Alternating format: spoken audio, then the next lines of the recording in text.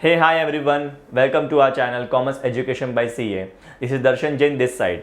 और हाँ, आज हम लोग फिर से चैप्टर नंबर 3 एसपी का चैप्टर नंबर 3 ही कर रहे हैं कंटिन्यू. हम लोग ने प्रीवियस लेक्चर में क्या क्या देखा था एक बार जस्ट ओवरव्यू तुमको दे देता हूँ. हम लोग ने प्रीवियस लेक्चर में chapter number 3 that is issue of share start किया था.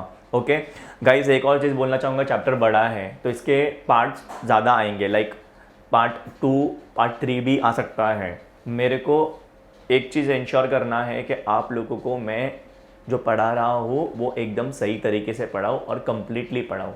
मुझे कुछ भी आपको भगा के नहीं पढ़ाना है, ठीक है. सो इन विच केस आपको भी थोड़ा पेशेंस रखना पड़ेगा और लेक्चर्स को पूरे देखो.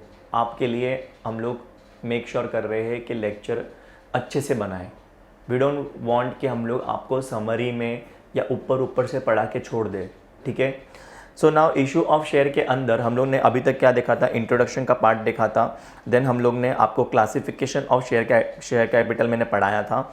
उसके बाद हम लोग ने अलग अलग टाइप के share capital that is authorise share capital, subscribe share capital, issued unissued, called up uncalled up, reserve capital, then paid up capital, call in arrear.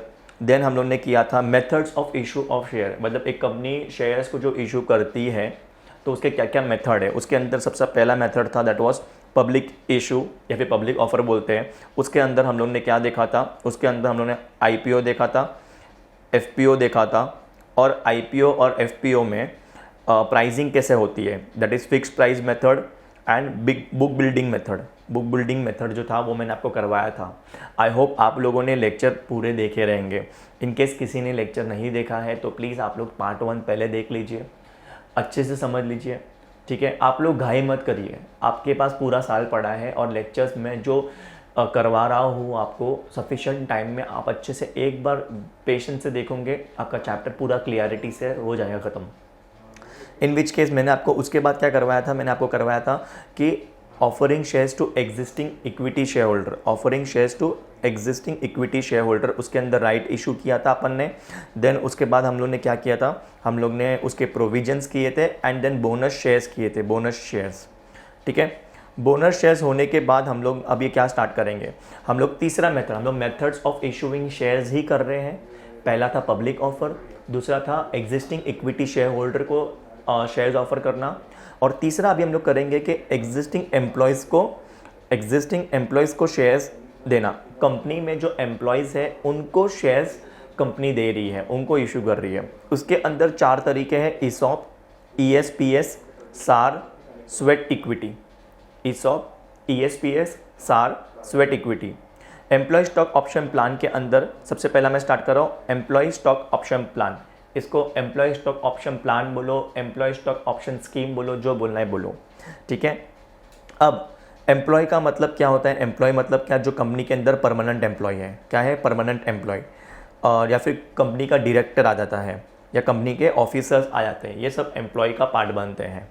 Stock क्या होता है, जब हम लोग शेयर्स बेचते हैं, 1 शेयर 2 शेयर तो उसको शेयर बोलेंगे. जब हम लोग ग्रुप ऑफ शेयर बेच रहे हैं, मतलब कलेक्टिवली बेच रहे हैं, तो उसको स्टॉक बोलेंगे.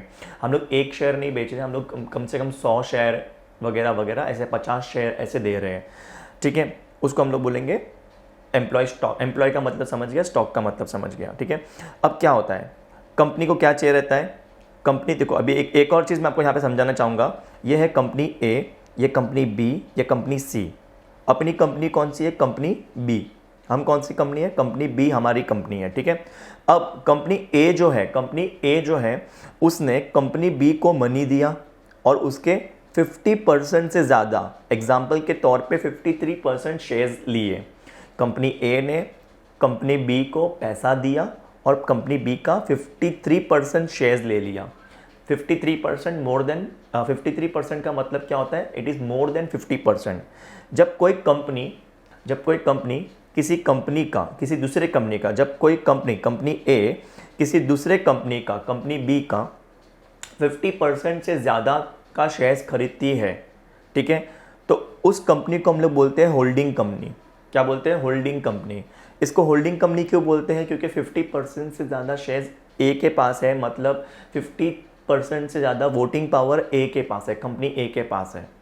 तो 50% से ज़्यादा वोटिंग पावर होने का मतलब मेजर डिसीजन कौन लेगा? कंपनी ए लेगा। कंपनी बी के अंदर मेजर डिसीजंस कौन लेता है? कंपनी ए लेता है। इसीलिए इसको क्या बोलते हैं? Holding company. मतलब इसके पास कंट्रोल है कंपनी बी का।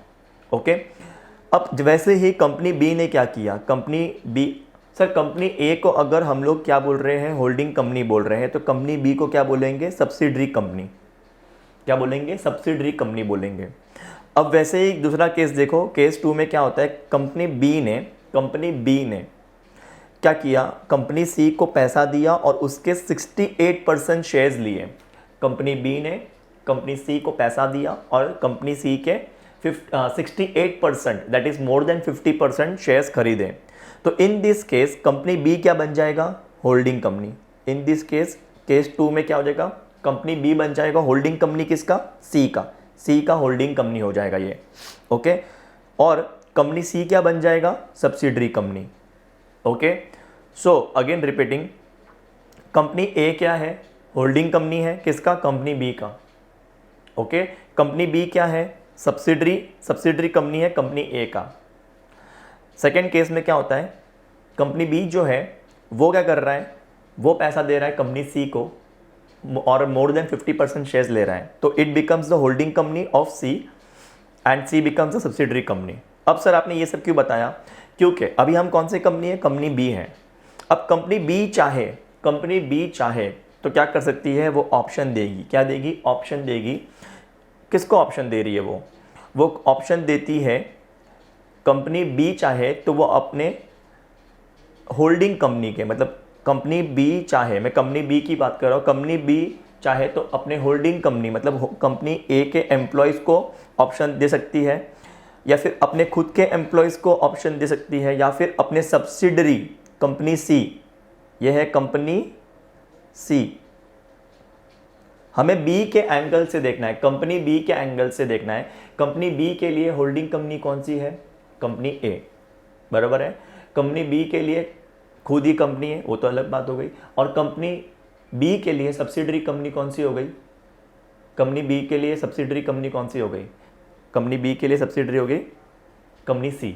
तो कंपनी बी चाहे तो अपने होल्डिंग कंपनी के एम्प्लॉयज़ को, दैट कि कंपनी ए के एम्प्लॉयज़ को, या फिर अपने खुद के एम्प्लॉयज़ को, या फिर अपने सब्सिडरी कंपनी को, मतलब कंपनी सी के एम्प्लॉयज़ को, वो इस that is employ stock option का प्लान दे सकती है। सर क्या ऑप्शन दे रहे हैं? कंपनी बी जो है वो क्या ऑप्शन दे रही है? कंपनी बी ऑप्शन दे रही है to purchase the equity shares of company B. मतलब कंपनी बी बोल रही है एम्प्लॉयज़ को, किसके एम्प्लॉयज़ को? अपने खुद के एम्प्लॉयज़ को, या फिर कंपनी ए के एम्प्लॉयज़ को, या फिर कंपनी सी के एम्प्लॉयज़ को। ओके, उनको बोल रही है कि आप हमारे इक्विटी शेयर्स खरीदो, हमारे इक्विटी शेयर्स के ऑप्शन दे रही है कि आपको हमारे इक्विटी शेयर्स खरीदने का मौका मिलेगा। कभी? फ्यूचर डेट पे और प्री डिटरमाइंड प्राइस पे। फ्यूचर डेट में आपको मिलेगा ऑप्शन हमारे शेयर्स खरीदने का, और वो भी at a pre determined price. Pre determined price मतलब क्या होता है? वो प्राइस जो पहले से तय हो गया है, फिक्स्ड प्राइस पहले से तय करके देंगे। अब मैं आपको एक मस्त डायग्राम से समझाऊंगा क्या होता है। अब कंपनी बी ने क्या किया? 1 जुलाई 2021 को ऑप्शन दिया। क्या दिया? ऑप्शन दिया। एक सेकेंड, हाँ, कंपनी बी ने क्या किया? 1 जुलाई को ऑप्शन दिया। कितना ऑप्शन दिया? 5000 शेयर्स का ऑप्शन दिया। कितना ऑप्शन दिया? 5000 शेयर्स का ऑप्शन दिया। ऑप्शन का रेट क्या है? 20 रुपया। और मार्केट वैल्यू कितनी है शेयर की? 50 रुपया। शेयर मार्केट में बिक रहा है 50 रुपये में, लेकिन उनको हम लोग ने कितने का ऑप्शन दिया कि आप 5000 शेयर्स आपको मिलेंगे 20 रुपये के दाम पे, 20 रुपये के दाम पे मिलेंगे। लेकिन कंडीशन लगा दी, एक कंडीशन लगा दी कि आपको हमारे ऑफिस में, आपको हमारे कंपनी में 2 साल तक काम करना पड़ेगा। आपको हमारे कंपनी में 2 साल तक काम करना पड़ेगा, तो ही आपको ये ऑप्शन एक्सरसाइज करने मिलेगा। तो जिस दिन ये ऑप्शन मिलता है उसे हम ग्रांट डेट बोलते हैं। क्या बोलते हैं? Grant date. और कंपनी ने क्या किया? 2 साल की कंडीशन लगाई, मतलब 1 जुलाई 2021 से लेके 30 जून 2023 इस पीरियड तक वेट करना पड़ेगा। मतलब जो एम्प्लॉई है, देखो एम्प्लॉय को 1 तारीख को ऑप्शन दिया तो एम्प्लॉय खुश हो जाएगा कि वाओ, मेरे को 5000 शेयर्स मिलने वाले हैं कंपनी के। सैलरी तो मिलेगी ही मिलेगी, प्लस 5000 शेयर्स मिलेंगे कंपनी के, वो भी 20 रुपये के दाम पे। और आज उसकी वैल्यू 50 रुपया है, कल जाके अगर 100 हो गई, 150 हो गई, तो फायदा ही है एम्प्लॉय का। है कि नहीं, उसको तो मिलेगा 20 रुपये में ही, है कि नहीं। तो 20 रुपये का शेयर उसको मिलेगा, लेकिन कब मिलेगा? 2 साल बाद। क्योंकि 2 साल बाद क्यों? अगर कंपनी आपको कुछ दे रही है तो आपसे कुछ लेगी भी। तो कंपनी ने उसको बोला कि हम तुमसे क्या ले रहे हैं? एम्प्लॉयमेंट की कंडीशन, आपको हमारे यहाँ पे 2 साल तक का काम करना पड़ेगा। तो 2 साल तक क्या होगा? रोज सुबह एम्प्लॉय आएगा, खुश होएगा कि मुझे क्या मिलने वाला है, मुझे ESOP मिलने वाला है, मुझे शेयर्स मिलने वाले हैं। लेकिन फिर उसको दिखेगा कि ये 2 साल काटने पड़ेंगे। ये 2 साल को पीरियड को हम पता है क्या बोलते हैं? Vesting period. इसको बोलते हैं वेस्टिंग पीरियड। जो कंडीशन का पीरियड होता है, वो पीरियड जो कंप्लीट करने के बाद एम्प्लॉय को ऑप्शन एक्सरसाइज करने मिलेगा, उसे हम क्या कहेंगे? Vesting period, minimum period of service. Okay. फिर क्या होता है कंपनी, और ये जो पीरियड होता है ना, वेस्टिंग पीरियड जो होता है वो मिनिमम 1 साल का तो होता ही है। मतलब हर कंपनी को 1 साल, हर कंपनी अपने एम्प्लॉयज़ को 1 साल का तो मिनिमम कंडीशन, सर्विस कंडीशन देगी ही कि भाई 1 साल तक काम कर तो मिलेगा। सर ये क्यों हो रहा है? मैं बताऊंगा, 1 सेकंड रुक जाइए, क्यों कर रहे हैं। तो उसके बाद क्या होता है? 30 जून 2023, मतलब यहाँ 2 साल के बाद कंपनी क्या करती है? कंपनी एक पीरियड रखती है जिसमें ये लोग क्या कर सकते हैं? शेयर्स को एक्सरसाइज करते हैं। कब तक का ये पीरियड? 30 सितंबर 2023 तक का टाइम दिया है। 30 सितंबर 2023 तक का टाइम दिया है। तब तक एम्प्लॉय को ऑप्शन एक्सरसाइज करना होता है। ठीक है, 30 जून 2023 के बाद 30 सितंबर 2023 तक। तो इसको बोलते हैं एक्सरसाइज पीरियड। ये वो पीरियड है जिसमें जो एम्प्लॉई है वो अपने ESOP जो ऑप्शन उसको मिला था उसको एक्सरसाइज कर सकता है। मतलब कंपनी को जाके बोलेगा, कंपनी आपने मुझे ये ऑफर दिया था, अब मुझे ये ऑफर एक्सरसाइज करना है, मुझे शेयर्स चाहिए 5020 रुपये के दाम पे। ओके। सपोज एम्प्लॉय ने 10 जुलाई 2023 को ये ऑप्शन एक्सरसाइज कर लिया। सपोज 10 जुलाई 2023 को एम्प्लॉय ने एक्सरसाइज कर लिया ऑप्शन, तो उसके बाद एम्प्लॉय को कम से कम 1 साल के लिए उन शेयर्स को अपने पास रखना पड़ेगा, वो बेच नहीं सकता। समझ रहा है आपको? उसको बोलेंगे lock in period. Option exercise करने के बाद जो पीरियड होगा उसे लॉक इन पीरियड कहेंगे। ऑप्शन एक्सरसाइज करने के बाद 1 साल तक का पीरियड जो रहेगा उसे लॉकिंग करेंगे। उस दौरान एम्प्लॉय उन शेयर्स को बेच नहीं सकता, उसके बाद वो बेच सकता है। ओके। सबसे पहले आपका दिमाग में क्वेश्चन आता रहेगा, सर ये क्यों कर रहे हैं, व्हाई आर वी डूइंग? क्योंकि कंपनी को तो पैसा चाहिए, कैपिटल फॉर्म करना है बिजनेस करने के लिए। एक और चीज, sir why is company doing this? To retain the employ. देखो तुमको पता है बहुत बार क्या होता है, कंपनी है ना एम्प्लॉयज़ को जॉब दे देती है, एंड एम्प्लॉयज़ काम वाम सीख के फिर वो क्या करते हैं? दूसरे कंपनी में जाते हैं जहाँ उनको ज़्यादा पगार मिले, है कि नहीं। तो अपने एम्प्लॉयज़ को अपने यहाँ पे बना के रखने के लिए। सर क्यों बना के रखने के लिए? अरे कंपनी भी तो उनके ऊपर खर्चा करती है, ट्रेनिंग का खर्चा, उनको सिखाने का खर्चा। ठीक है, क्या होता है स्टार्टिंग में जो एम्प्लॉय होते हैं उनको ट्रेनिंग दी जाती है, तो जब ट्रेनिंग देते हैं तब वो थोड़ी ना कुछ काम करके कंपनी को कमा के देते हैं, नहीं देते, है कि नहीं। तो कंपनी उनके पीछे वो कॉस्ट बेयर कर रही है ना, जो खर्चा होता है उनको सिखाने का, उनको ट्रेन करने का, तो वो जो खर्चा होता है, इसीलिए कंपनी चाहती है कि मेरा एम्प्लॉय मेरे बिजनेस को छोड़ के ना जाए, मेरे कंपनी को छोड़ के ना जाए।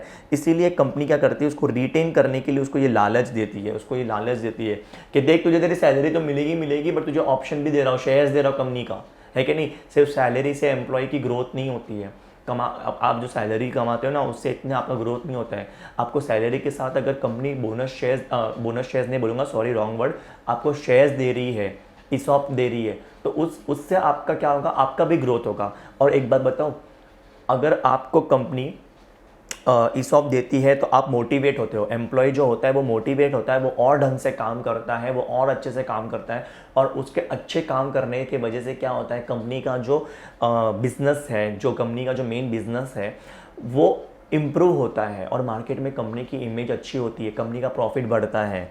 ठीक है, तो ये था रीज़न ESOP देने का। सर ESOP के रूल्स क्या है? कंपनी जब भी ESOP देगी उसके रूल्स क्या है? कंपनी जो शेयर्स देती है डायरेक्टली या फिर एम्प्लॉय वेलफेयर ट्रस्ट बना के क्या करेगी, कंपनी शेयर्स देगी एम्प्लॉयज़ को। कंपनी डायरेक्टली दे सकती है या फिर एम्प्लॉय वेलफेयर ट्रस्ट बना के देगी। ठीक है, नेक्स्ट क्या होता है, शेयर्स की जो प्राइस होती है वो less than the market value होती है। मार्केट में जो दाम रहेगा उस दाम पे आपको ESOP नहीं देते हो, आप जो ESOP देते हो मार्केट वैल्यू से कम पे देते हो। मिनिमम वेस्टिंग पीरियड मतलब मिनिमम सर्विस पीरियड कितना रहेगा, 1 साल का।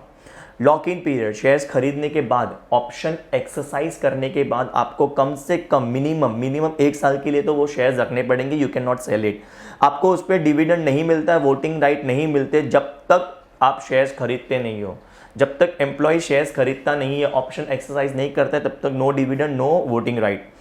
Approval from the share holders, देखो क्या होता है, ESOP देने के लिए कंपनी को ESOP का ऑप्शन देना है एम्प्लॉयज़ को, इसके लिए कंपनी को पहले जनरल मीटिंग बुलानी पड़ेगी। जनरल मीटिंग किसकी होती है, शेयर होल्डर्स की, और उनके पास से अप्रूवल लेना पड़ेगा, that is special resolution pass करवाना पड़ेगा। नेक्स्ट इज एम्प्लॉय जो होता है वो अपने इन ESOP के ऑप्शन को किसी और को ट्रांसफर नहीं कर सकता या प्लेज मतलब गिरवी नहीं रख सकता। कंपनी क्या करेगी, कंपनी एक कंपेंसेशन कमिटी बनाती है, एंड कंपेंसेशन कमिटी बनाना पड़ता है उनको, एंड प्लस उनको क्या करना पड़ता है, सेबी के प्रोविजन, सेबी मतलब security exchange board of India, security exchange board of India के जो भी रूल्स एंड रेगुलेशन होते हैं ESOP को लेके वो फॉलो करने पड़ते हैं। तो ये था ESOP का मतलब मैं बताऊँ एकदम सिंपल, एम्प्लॉय को रिटेन करने के लिए ये सब। देखो हम लोग एम्प्लॉय को शेयर्स क्यों दे रहे हैं, 2 रीज़न से। एक तो एम्प्लॉय को हम लोग रिटेन करना चाहते हैं, और दूसरा मैं बोलूँगा उनको मोटिवेट करेंगे, उनको ये एहसास दिलाएंगे कि आप भी कंपनी का हिस्सा हो, वो मालिक ही हो, ठीक है। और तीसरी एक और इम्पॉर्टेंट बात, कंपनी को हमेशा पैसा चाहिए रहता है, इसलिए। नेक्स्ट आता है स्कीम, कौन सा, employ stock purchase scheme. Employ stock purchase scheme जो होता है वो मोस्टली IPO FPO के टाइम पे होता है, या फिर डायरेक्टली एम्प्लॉयज़ को दिया जाता है। मोस्टली IPO या FPO के टाइम पे होता है। कंपनी जो है, कंपनी वो क्या करती है, कंपनी IPO लेके आ रही है। सपोज कंपनी 1 जुलाई 2021 को कंपनी IPO लेके आ रही है, IPO या FPO जो भी केस हो। अभी आपको पता है IPO क्या होता है, FPO क्या होता है, ठीक है। कंपनी IPO या FPO लेके आ रही है, IPO मतलब इनिशियल पब्लिक ऑफर और FPO मतलब फर्दर पब्लिक ऑफर। कितने शेयर्स का, 40,000 शेयर्स का, 40,000 शेयर्स का IPO लेके आ रही है कंपनी, ठीक है। तो कंपनी किसको दे रही है, IPO किसको होता है, जनरल पब्लिक को। किसको होता है, जनरल पब्लिक को। लेकिन कंपनी क्या बोलती है कि एग्जाम्पल के तौर पे 20% जो है IPO का या FPO का 20%, 40,000 का 20% मतलब 8,000 के शेयर्स जो है वो मैं डिस्काउंटेड भाव में किसको देंगे, एम्प्लॉयज़ को दूंगी। एम्प्लॉयज़ को ऑप्शन दे रहे हैं कि आप क्या करो, 8,000 शेयर्स किसको देंगे, डिस्काउंटेड रेट पे, लेकिन सर्विस कंडीशन तो होगा। सर्विस कंडीशन मतलब इतना टाइम कंपनी में काम करना पड़ेगा, ऐसा कोई कंडीशन तो होगा ही होगा, एम्प्लॉयज़ को देंगे, ठीक है।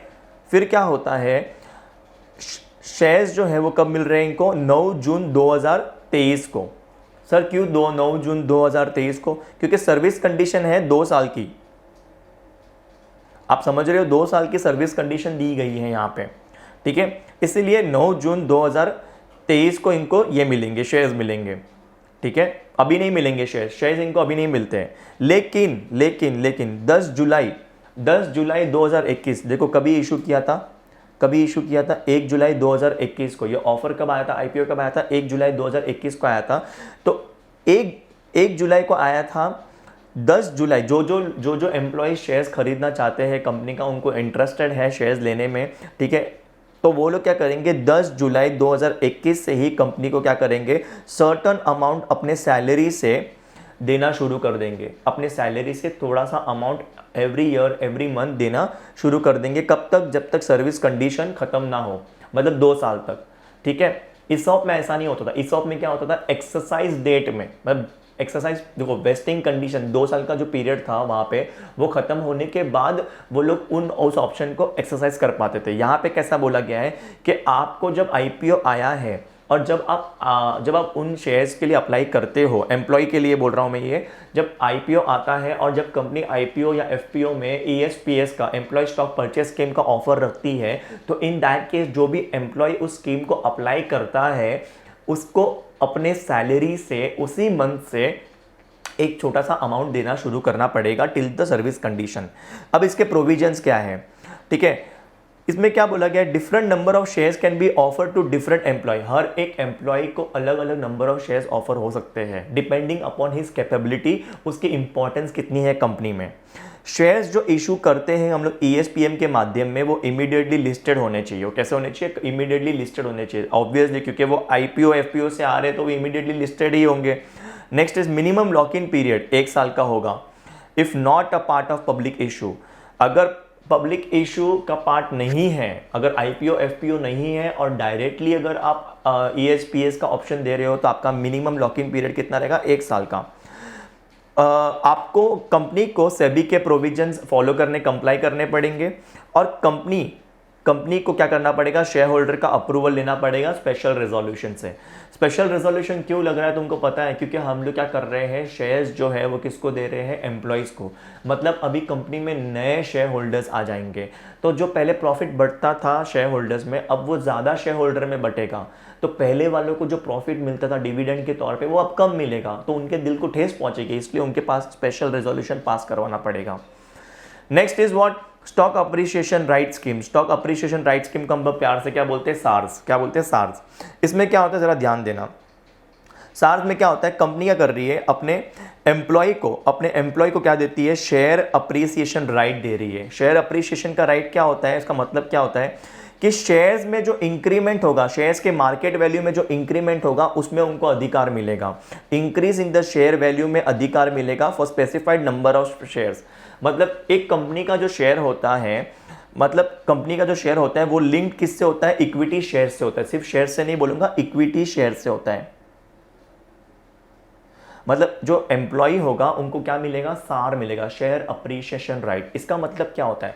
शेयर अप्रिशिएशन का राइट का मतलब होता है कि उस एम्प्लॉय को कंपनी के शेयर्स में जो भाव की जो बढ़ोतरी होने वाली है उसमें अधिकार मिलेगा। ठीक है, एग्जाम्पल के तौर पे अगर ईच एम्प्लॉय को हम लोग ने 100 शेयर पे सार दिया है, 100 शेयर्स पे सार का ऑप्शन दिया है, तो अगर एग्जाम्पल के तौर पे आज की मार्केट प्राइस 100 रुपया है और फ्यूचर डेट पे 1 अगस्त 2023 मतलब 2 साल बाद, ठीक है, ये 1/8/2021 का को हम लोगों ने ये ऑप्शन दिया था। 2 साल के बाद, 2 साल 2 ईयर्स लेटर मार्केट प्राइस हो गई 600, थी कितनी? 100। तो ये क्या हो गया? अप्रिशिएट हो गया, इतने से भाव बढ़ गया, 500 रुपये से शेयर का दाम बढ़ गया। ठीक है, तो 500 रुपये से शेयर का दाम बढ़ गया, ये तो आपको समझा। इसको बोलेंगे शेयर अप्रिसिएशन बोलेंगे। ठीक है, बट कितने शेयर्स पे मिला था ये अप्रिसिएशन का अधिकार? 100 शेयर पे मिला था। 100 शेयर्स पे सार मिला था। तो देखो कंपनी क्या करेगी? 500 जो रुपया है, 500 जो अप्रिसिएशन है वो 1 शेयर पे है, तो कंपनी 500 अप्रिसिएशन 1 शेयर पे है, तो 100 शेयर पे दिया था ना उनको।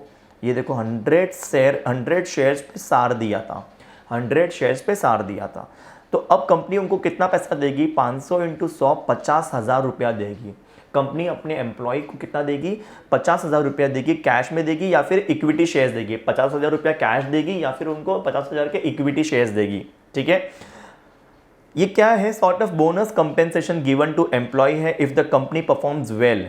कंपनी का मार्केट प्राइस बढ़ जाएगा। देखो कंपनी को एम्प्लॉय को हम लोग क्या दे रहे हैं? बोनस कंपेंसेशन दे रहे हैं कि भाई अगर तुम अच्छे से काम करोगे तो कंपनी अच्छे से काम करेगी, तो मार्केट वैल्यू बढ़ जाएगी। अगर एम्प्लॉय डज नॉट नीड, यहाँ पे एक चीज़ याद रखना, एम्प्लॉय 1 भी रुपया नहीं देगा। देखो ESPS में एम्प्लॉय दे रहा था पैसा, अगर आपको ध्यान है तो ESPS में एम्प्लॉय जो था वो पैसा दे रहा था, डिस्काउंटेड प्राइस। ठीक है, फिर यहाँ ESOP में भी एम्प्लॉय पैसा दे रहा था 20 रुपया, दिख रहा है। बट यहाँ पे जो एम्प्लॉय रहेगा वो 1 भी रुपया नहीं देगा। इंपॉर्टेंट पॉइंट है, सार में एम्प्लॉय 1 भी रुपया नहीं देगा। मिनिमम वेस्टिंग पीरियड कितना रहेगा? 1 साल का। नो लॉक इन पीरियड, मतलब शेयर्स खरीद के, क्योंकि शेयर्स तो एक्चुअली खरीद ही नहीं रहा है बंदा, यहाँ पे शेयर्स नहीं खरीद रहा है, शेयर्स पे जो अप्रिसिएशन हो रहा है उस पर अधिकार मिल रहा है। ठीक है, तो no lock in period. Company को शेयर होल्डर का अप्रूवल लेना पड़ेगा स्पेशल रेजोल्यूशन पास करके। ये था अपना ESPS। Sweat equity shares, next क्या आएगा? Sweat equity shares. ठीक है, अब स्वेट इक्विटी शेयर्स का मतलब क्या होता है? स्वेट माने पसीना, ठीक है, मेहनत, और उसके बदले में, मेहनत के बदले में, स्वेट के बदले में उसको इक्विटी शेयर्स मिलेंगे। अब क्या होते हैं? ये एक कंपनी है, ठीक है, उसके एम्प्लॉयज़ हैं, ये अपनी कंपनी है और ये उनके एम्प्लॉयज़ हैं। ठीक है, अब ध्यान देना आप लोग कि कंपनी क्या होता है, अब कंपनी का जो एम्प्लॉय है, ये जो एम्प्लॉय है ये बहुत वर्कहॉलिक है, ये बहुत काम करता है, बहुत मेहनती बंदा है। उसने मेहनत करके कंपनी को क्या दिया, कंपनी को उसने मेहनत करके आइडिया दिया, सिस्टम दिया या प्रोसेस दिया। कोई तो आइडिया दी कंपनी को, और या तो फिर कोई तो सिस्टम बना के दिया कंपनी को, या कोई प्रोसेस बना के दिया कंपनी को, जिससे क्या हुआ कंपनी का प्रॉफिट बढ़ने लग गया। कंपनी का प्रॉफिट क्या हो गया, बढ़ने लग गया। और अब कंपनी क्या कर रही है, कंपनी उसको इस आइडिया के बदले में, इस सिस्टम के बदले में या एक प्रोसेस के बदले में कंपनी उसको क्या देगी, शेयर्स देगी। क्या देगी कंपनी उसको, शेयर्स दे रही है। और जो शेयर्स दे रही है कंपनी उसको, वो डिस्काउंटेड प्राइस पे देगी। मतलब उससे शायद से कंपनी पैसा लेगी, या फिर कंसिडरेशन जो लेगी कंपनी वो अदर देन कैश रहेगा। मतलब देखो, कंपनी उसको शेयर्स दे रही है, बराबर है, उसके आइडिया के बदले में। ओके, कंपनी उसके पास से क्या करेगी, डिस्काउंटेड प्राइस, मतलब अगर 50 का शेयर है तो 10 रुपया लेगी या 20 रुपया लेगी। या फिर और कंपनी बोलेगी कि एक काम कर, तू पैसा मत दे, तू हमें पैसे के बदले में इस आइडिया पे या फिर इस प्रोसेस पे हमको राइट दे दे, अधिकार दे दे। मतलब इसका कॉपीराइट या ट्रेडमार्क हमारे नाम पे कर दे। समझ रहे आपको, कंपनी बोलेगी ये जो आइडिया तूने दिया है, जो प्रोसेस तूने दिया, या जो मशीन बना के तूने दी है, या जो भी कुछ भी करके दिया है कंपनी को, उसका जो कॉपीराइट है वो हमारे नाम पे कर दे। ऐसा कंपनी उस एम्प्लॉय को बोलेगी या डायरेक्टर को बोलेगी। तो इसे बोलते हैं sweat equity shares. Sweat equity shares क्या होता है, this shares are issued in recognition of valuable contribution to company which increase the profit. मतलब ये शेयर्स क्यों दिए हैं, क्योंकि इस पर्सन ने कंपनी को कंट्रीब्यूट किया है, ओके, प्रॉफिट बढ़ाने के लिए। तो इसके इस वैल्यूएबल कंट्रीब्यूशन के लिए उसको रिकॉग्निशन कंपनी दे रही है, ठीक है, उसको पहचान दे रही है, मतलब उसको रिकॉग्नाइज कर रही है कि हाँ भाई तूने इतना बड़ा काम करके दिया है। नेक्स्ट क्या होता है, ये जो शेयर्स होते हैं वो पारी पासु होते हैं, दे रैंक पारी पासु विद अदर इक्विटी शेयर्स। मतलब ये जो शेयर्स होंगे स्वेट इक्विटी शेयर्स एंड जो दूसरे इक्विटी शेयर्स होते हैं वो दोनों सेम रैंकिंग पे आएंगे, ठीक है। दोनों के राइट सब कुछ सिमिलर रहेगा, डिविडेंड वगैरह, वोटिंग राइट सब कुछ सिमिलर रहेगा। लॉक इन पीरियड 3 साल का रहेगा, बट कंपनी को एक चीज याद रखना है, अप्रूवल लेना है शेयर होल्डर का स्पेशल रेजोल्यूशन पास करके। ये था अपना sweat equity shares. Sweat equity shares क्यों दिया है एम्प्लॉय को, उसके मेहनत के बदले में दिया है, और कोई बात नहीं है। उसने कंपनी को कुछ तो बना के दिया, कोई प्रोसेस बना के दिया, जिससे क्या हो रहा है, कंपनी का प्रॉफिट बढ़ रहा है। ओके, सो ये था sweat equity shares. Next topic जो अपना आता है दैट इज प्राइवेट प्लेसमेंट। क्या आता है, प्राइवेट प्लेसमेंट। अब प्राइवेट प्लेसमेंट में क्या होता है, जरा ध्यान देना। कंपनी जो है क्या करती है, कंपनी पब्लिक होती है, या तो फिर कंपनी क्या होगी, प्राइवेट कंपनी होगी। पब्लिक कंपनी जो है वो पब्लिक ऑफर करती है, that is IPO, FPO, and उसके लिए उनको शेयर्स का लिस्टिंग करना पड़ता है स्टॉक एक्सचेंज पे, और उनको कंपनीज एक्ट फॉलो करनी पड़ती है, सेबी के रूल फॉलो करने पड़ते हैं। ये बात मैंने किसकी कही, पब्लिक कंपनी की। वो क्या करती है, पब्लिक ऑफर करती है, आईपीओ, एफपीओ आपको सिखाया है, लिस्टिंग करना पड़ता है स्टॉक एक्सचेंज पे, और उनको क्या करना पड़ता है, कंपनीज एक्ट फॉलो करना पड़ता है, सेबी के रूल फॉलो करने पड़ते हैं। प्राइवेट कंपनी जो होती है, प्राइवेट कंपनी जो होती है वो पब्लिक ऑफर नहीं कर सकती, प्राइवेट कंपनी पब्लिक ऑफर नहीं कर सकती। इसलिए और एक चीज़ मैं आपको बताऊंगा कि देखो, आप एक चीज़ नोटिस करना, ये IPO, FPO, listing, stock exchange, companies act को फॉलो करना, सेबी को रूल को फॉलो करना, उसमें बहुत मगजमारी होती है। इसलिए एक नया कॉन्सेप्ट आया प्राइवेट प्लेसमेंट का। क्या आया, एक प्राइवेट प्लेसमेंट का कॉन्सेप्ट आया। प्राइवेट प्लेसमेंट क्या होता है वो मैं अभी आपको समझाऊंगा। ओके, सो अभी हम लोग स्टार्ट करेंगे प्राइवेट प्लेसमेंट। प्राइवेट प्लेसमेंट क्या होता है तीनों, देखो, कंपनी जो होती है वो 2 टाइप की होती है, पब्लिक कंपनी, प्राइवेट कंपनी, हमें पता है ये। ओके, पब्लिक कंपनी जो होती है वो पब्लिक ऑफर करती है। वो क्या करती है, पब्लिक ऑफर करती है, माने आईपीओ या एफपीओ लेके आती है। ओके, जिसके लिए हम लोग को लिस्टिंग करनी बहुत जरूरी, उनको लिस्टिंग करनी पड़ती है शेयर्स की, कहाँ पे, स्टॉक एक्सचेंज पे। और एक बार कंपनी स्टॉक एक्सचेंज पे लिस्ट हो जाती है तो उसे पता तभी क्या करना पड़ता है, कंपनीज एक्ट भी फॉलो करना पड़ता है और सेबी के रूल्स भी फॉलो करने पड़ते हैं। ओके, अब प्राइवेट कंपनी जो होती है वो पब्लिक ऑफर नहीं कर सकती, ओके, इसीलिए क्या हुआ, एक नया कॉन्सेप्ट का आया मार्केट में, एक नया कॉन्सेप्ट लाया गया, दैट इज प्राइवेट प्लेसमेंट। आप मेरी बात समझना, ये सर पब्लिक कंपनी क्या प्राइवेट प्लेसमेंट कर सकती है? हाँ। अब देखना, ये companies act, SEBI rule follow करना बहुत मगजमारी होता है, तो इसलिए पब्लिक कंपनी चाहे तो वो भी प्राइवेट प्लेसमेंट कर सकती है, सो दैट कि उससे ज़्यादा रूल्स एंड रेगुलेशन फॉलो ना करना पड़े। सर ये प्राइवेट प्लेसमेंट होता क्या है, एक बार मैं रिपीट करूंगा। प्राइवेट कंपनी जो होती है उसे प्राइवेट प्लेसमेंट ही कर सकती है, वो सिर्फ प्राइवेट प्लेसमेंट कर सकती है। पब्लिक कंपनी के पास ऑप्शन होता है कि वो पब्लिक ऑफर करे या फिर प्राइवेट प्लेसमेंट करे। ओके, अब प्राइवेट प्लेसमेंट क्या होता है? प्राइवेट प्लेसमेंट में पता है क्या होता है? कंपनी जो होती है, कंपनी जो होती है मतलब उसके बीओडी जो होते हैं वो क्या करते हैं, एक ऑफर डॉक्यूमेंट इशू करते हैं, प्लस उसके ऑफर डॉक्यूमेंट के साथ क्या होता है, एप्लीकेशन फॉर्म इशू करते हैं।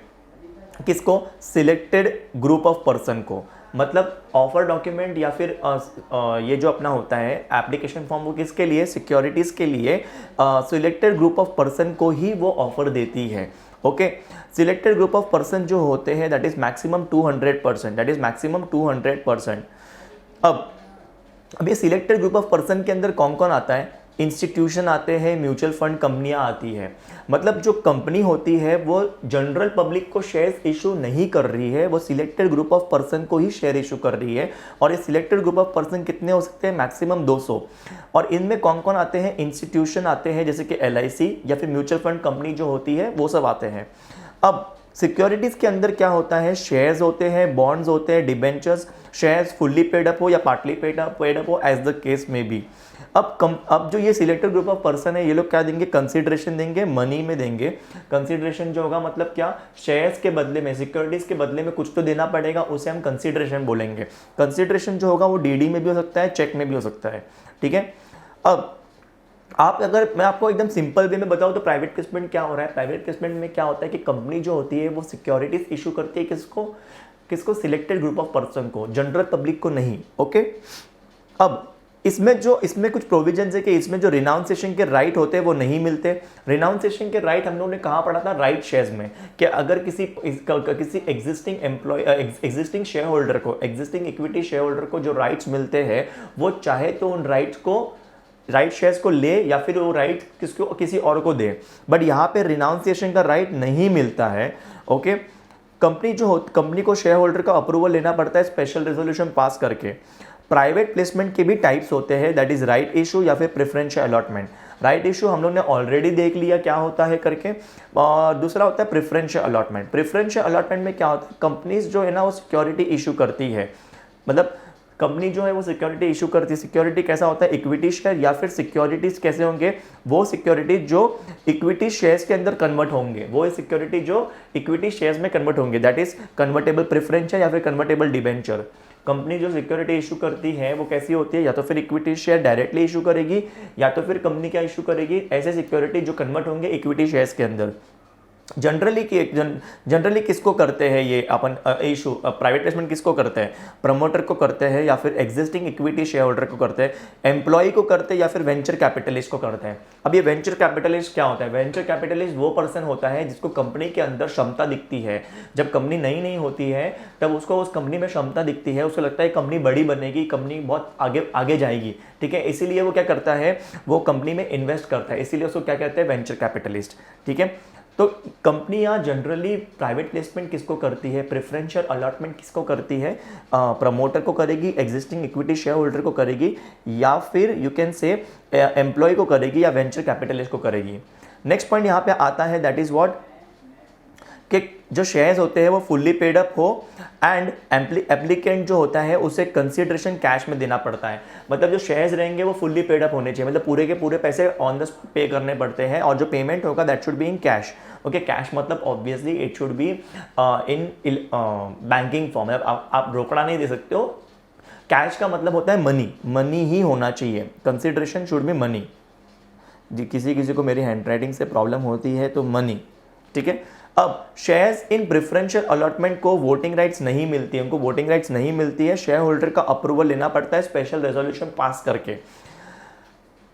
सर ये क्यों करते हैं? Why do we do preferential allotment? क्योंकि यहाँ पे कम टाइम जाता है और पेपर वर्क भी कम होता है। No document is issued. अगर आप नोटिस कर रहे हो तो यहाँ पे ऑफर डॉक्यूमेंट वगैरह इशू हुआ था, ठीक है, लेकिन प्राइवेट प्लेसमेंट में हमें कोई डॉक्यूमेंट इशू करने की ज़रूरत नहीं पड़ती। प्राइवेट प्लेसमेंट मतलब प्रेफरेंशियल अलॉटमेंट की बात कर रहा हूँ मैं। प्रेफरेंशियल अलॉटमेंट में कोई भी डॉक्यूमेंट की इशू करने की ज़रूरत नहीं पड़ती है। ओके, क्योंकि अंदर ही अंदर काम चल रहा है, हम लोग जनरल पब्लिक को ऑफर नहीं कर रहे हैं। सो this was all about preferential allotment and private placement. Guys, private placement मतलब क्या? पब्लिक को ऑफर नहीं करना, सिर्फ अंदर ही अंदर सिलेक्टेड ग्रुप ऑफ पर्सन को ऑफर करते हैं। अभी अलॉटमेंट ऑफ शेयर पढ़ेंगे। अलॉटमेंट ऑफ शेयर पढ़ने के पहले हमें बैकग्राउंड देखना पड़ेगा। बैकग्राउंड क्या होता है? कंपनी जो होती है वो क्या इशू करती है, वो अपना प्रोस्पेक्टस इशू करती है, उसके साथ एप्लीकेशन फॉर्म देती है किसको, जनरल पब्लिक को, कि भाई मेरे शेयर्स खरीदो। ठीक है, ये प्रोस्पेक्टस के अंदर क्या होता है, एडवर्टाइजमेंट होता है एंड डिटेल्स होते हैं इस इशू के बारे में। अब जो जनरल पब्लिक होते हैं वो क्या करते हैं, प्रोस्पेक्टस पढ़ते हैं, प्रोस्पेक्टस पढ़ने के बाद अगर उनको लगता है कि company is good, is nice, उनका फंडामेंट, उनका जो फाइनेंशियल स्टेटमेंट्स है सब अच्छे हैं, प्रॉफिट कमा रही कि नहीं कमा रही, उसके बाद वो एप्लीकेशन फॉर्म भरती है और एप्लीकेशन मनी देती है किसको, कंपनी को। और कंपनी क्यों कर रही है, क्योंकि कंपनी को पैसा चाहिए। कंपनी क्यों कर रही है, ये प्रोस्पेक्टस इशू कर रही है, सिक्योर शेयर्स जो इशू कर रही है, ऑफर ला रही है, क्यों कर रही है कंपनी, क्योंकि उनको पैसा चाहिए, बराबर है। तो ये जो पब्लिक है वो क्या करते हैं, एप्लीकेशन फॉर्म भरते हैं और एप्लीकेशन मनी कंपनी को देते हैं।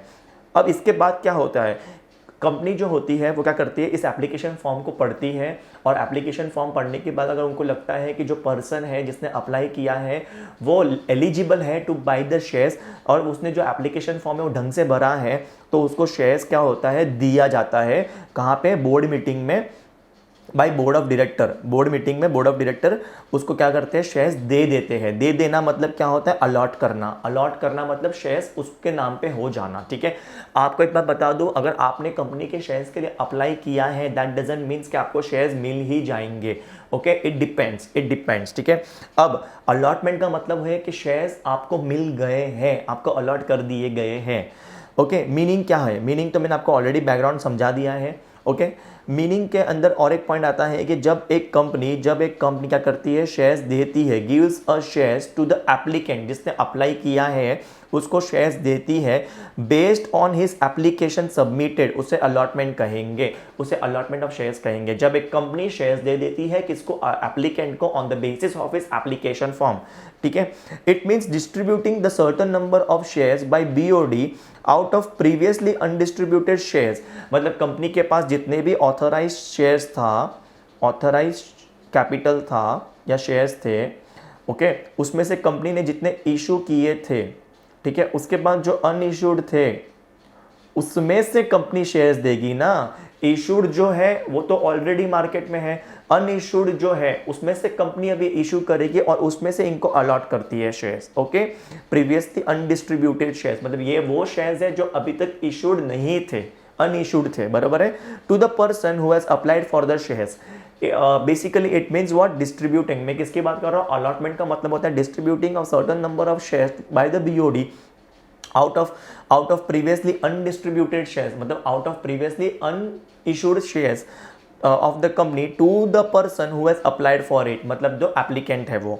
डेफिनेशन क्या आता है, डेफिनेशन किसने दिया, सुप्रीम कोर्ट ने। कंपनीज एक्ट में कोई डेफिनेशन नहीं है अलॉटमेंट के ऊपर। सुप्रीम कोर्ट ने क्या बोला कि appropriation out of previously unappropriated capital. Appropriation का मतलब होता है डिस्ट्रीब्यूशन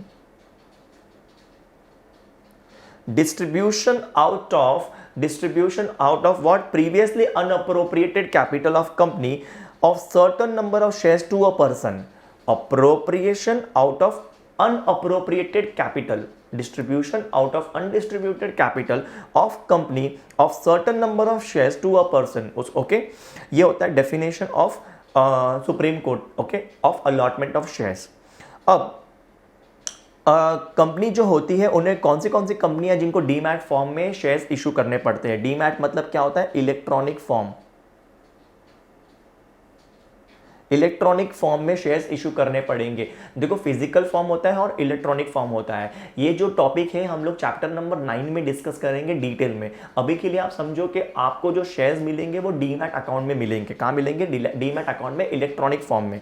मतलब आप मोबाइल पे बैठे बैठे शेयर्स खरीद सकते हो, बेच सकते हो, आपको फिजिकल फॉर्म के लिए जरूरत नहीं होती है। अब ये कौन सी कंपनी है जिनको डीमैट फॉर्म में इशू करना पड़ेगा, जो पब्लिक कंपनी है जिनका मोर देन 10 करोड़ का पब्लिक ऑफर है, जिनका ऑफर जो है वो 10 करोड़ से ज्यादा का ऑफर है, उसको कंपलसरी डीमैट फॉर्म में ही शेयर्स इशू करने पड़ेंगे। अनलिस्टेड पब्लिक कंपनी जो है, अनलिस्टेड पब्लिक कंपनी जो होती है, एक second guys, unlisted public company जो होती है अगर वो नया इशू लेके आती है आफ्टर 10 सितंबर 2018, अगर 2018 के बाद कोई अनलिस्टेड पब्लिक कंपनी जो लिस्टेड नहीं है स्टॉक एक्सचेंज पे, अगर वो पब्लिक ऑफर लेके आती है कोई भी अमाउंट का, new issue of any amount after 10 सितंबर 2018, मतलब होके गया डेट, मतलब आज से अगर कोई भी पब्लिक कंपनी पब्लिक ऑफर लेके आएगी कोई भी पब्लिक कंपनी पब्लिक ऑफर लेके आएगी, आईपीओ लेके आएगी, एफपीओ लेके आएगी, उसे कंपलसरी डीमैट फॉर्म में करना पड़ेगा। Other class as may be prescribe, मतलब गवर्नमेंट ने एक पॉइंट डाल दिया है कि other class of company as may be prescribe, मतलब गवर्नमेंट जब चाहे तब कोई भी कंपनी का नाम यहाँ पे डाल सकती है।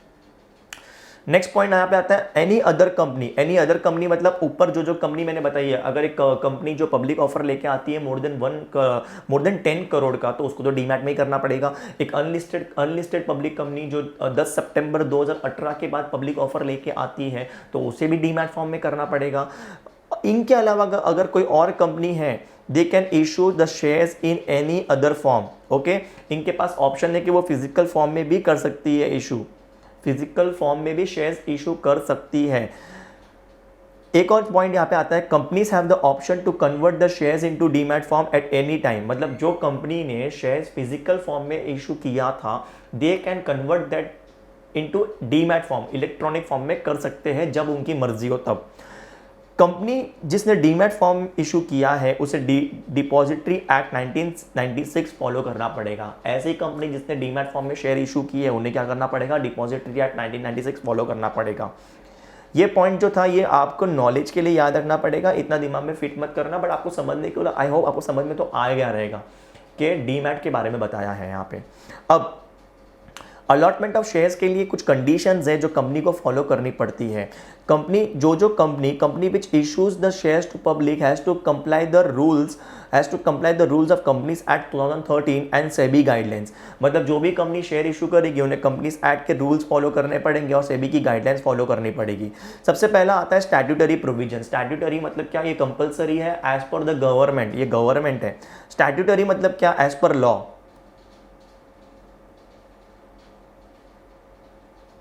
Statutory provision as per law क्या बोला गया है, सबसे पहले रजिस्ट्रेशन ऑफ प्रोस्पेक्टस करना पड़ता है। कंपनी जो होती है उन्हें क्या करना है आपको पता है, कंपनी अगर कभी भी पब्लिक ऑफर लेके आएगी तो उन्हें क्या करना है, पब्लिकेशन के दिन या फिर उसके पहले जब भी कंपनी अपना प्रोस्पेक्टस इशू करने वाली है तो उस दिन या फिर उसके पहले उन्हें अपने प्रोस्पेक्टस की एक कॉपी साइंड बाय जो डायरेक्टर होने वाला है वो, या फिर जो डायरेक्टर है, प्रपोज डायरेक्टर मतलब क्या, होने वाला डायरेक्टर, या फिर जो डायरेक्टर है वो पर्सन, या फिर ऑथराइज्ड एडवोकेट के पास से साइन लेके एक प्रोस्पेक्टस की कॉपी आरओसी को देनी पड़ेगी, रजिस्ट्रार ऑफ कंपनी को सबमिट करनी पड़ेगी।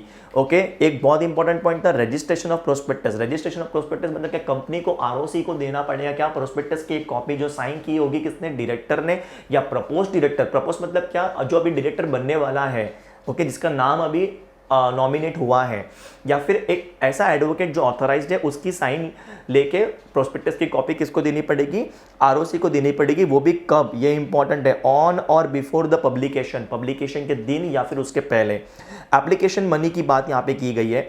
एप्लीकेशन मनी में क्या बोला गया है, ध्यान देना, कंपनी जो है वो प्रोस्पेक्टस इशू करेगी, उसके साथ एप्लीकेशन फॉर्म देती है, और पब्लिक जो है वो प्रोस्पेक्टस पढ़ने के बाद क्या करती है, एप्लीकेशन फॉर्म भरती है और उसके साथ साथ एप्लीकेशन मनी देती है। अब ये एप्लीकेशन मनी जो होता है वो मिनिमम कितना होता है, 5% ऑफ फेस वैल्यू। कंपनी की जो शेयर्स की फेस वैल्यू है उसका 5% क्या होगा, एप्लीकेशन मनी। एग्जांपल के तौर पे कंपनी की फेस वैल्यू 10 रुपया है, उसका 5% कितना होगा, 0.5 rupees. 0.5 rupees into number of shares. Okay, या फिर एज पर सेबी क्या बोलता है कि application money should B 25% of the face value, 25% of the face value. अगर कंपनी के शेयर की कीमत 10 रुपया है तो उसका 25% मतलब 2.5 पर share will be the application money. मतलब जब भी एक पर्सन शेयर्स के लिए अप्लाई करेगा उसे मिनिमम कितना देना पड़ेगा, 0.5 रुपीज़, 0.5 रुपीज़ नहीं है, 0.5 रुपीज़ है पर शेयर। ओके, 0.5 रुपीज़ पर शेयर, 50 पैसा, लेकिन जनरली कंपनी इससे ज़्यादा ही रखती है। या फिर सेबी के अनुसार 2.5 पर share into number of shares, भूलना मत, जितने शेयर्स लिए हैं उतना, ये एप्लीकेशन मनी देना पड़ता है। और ये एप्लीकेशन मनी जो होता है वो बैंक में देना पड़ता है जो कंपनी ने स्पेसिफाई किया रहेगा वहाँ पे। ये था एप्लीकेशन मनी की बात। 5% याद रखना है as per the companies act, या फिर सेबी के अनुसार 25%, ये मिनिमम है, मिनिमम, कम से कम।